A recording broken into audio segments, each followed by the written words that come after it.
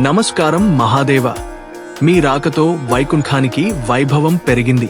నమస్కారం శ్రీహరి. మిమ్మల్ని కలవడం నాకు కూడా ఎంతో సంతోషాన్ని కలిగిస్తుంది. ఇంకేంటి మహాదేవ, కైలాసం అంతా కూల్గా ఉందా? మీ చెల్లెలు పార్వతీదేవి నేను చేసే పనులకు వాదన పెట్టకపోతే అంతా శాంతంగానే ఉంటుంది.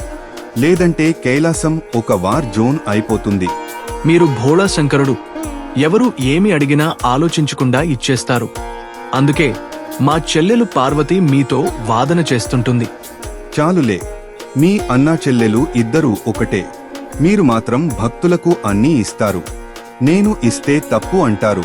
అది సరే, మీ మెడలోని ఆభరణం వాస్కి నాగు ఎక్కడ?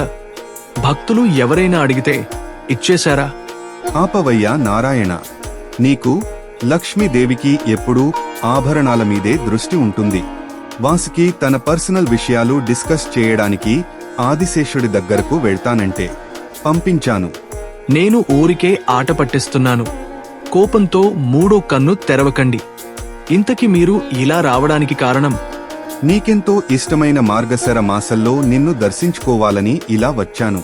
ముక్కోటి ఏకాదశి సమీపిస్తోంది కదా, ఆ రోజైతే నీవు బాగా బిజీగా ఉంటావని ముందుగానే వచ్చేశాను. అవును మహాదేవ, అందరూ మీలాగే ఆలోచిస్తే బాగుంటుంది. ఈ మాసంలో ఏ రోజైనా నన్ను దర్శించుకోవచ్చు. కానీ అంతా ముక్కోటి ఏకాదశి రోజే దర్శనం చేస్తేనే నేను కరుణిస్తానని, వాళ్లకా రోజు దర్శనమైతే చాలు అనుకుంటారు. నిజమే, భక్తులు కూడా ఈ విషయంలో కొంచెం అవగాహన పెంచుకోవడం అవసరం. మనం ఈ ప్రపంచంలో లేని చోటు లేదు. వారు మనల్ని నిజమైన భక్తితో పిలిస్తే ఎలా అయినా వారిని చేరుకుంటాం. కానీ కొంతమంది నా మెప్పు కోసమో లేదా వారి అమాయకత్వంతోనో బిజీగా ఉండే క్యూలైన్లోకి వస్తారు. ఒక్కోసారి గాయపడతారు, కొన్నిసార్లు ప్రాణాలు కూడా కోల్పోతారు. అది నన్నెంతో బాధ పెడుతుంది.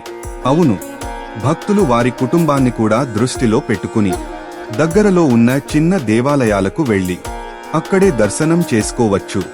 వాళ్ళు హ్యాపీ, మనము హ్యాపీ. ఎక్కడైనా మనం అదే రూపంలో ఉంటాం, అదే ప్రేమను చూపిస్తాం.